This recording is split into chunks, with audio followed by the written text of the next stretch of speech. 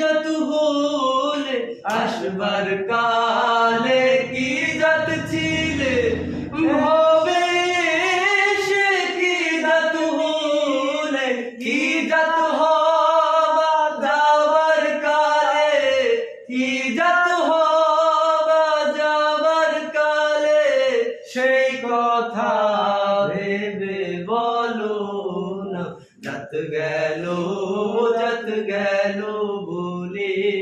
এ কি আজব কারখানা যত গেল বলে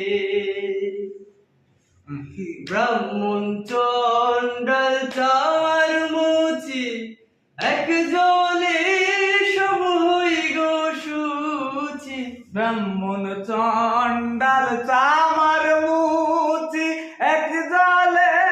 সবাই গো সুচি দেখে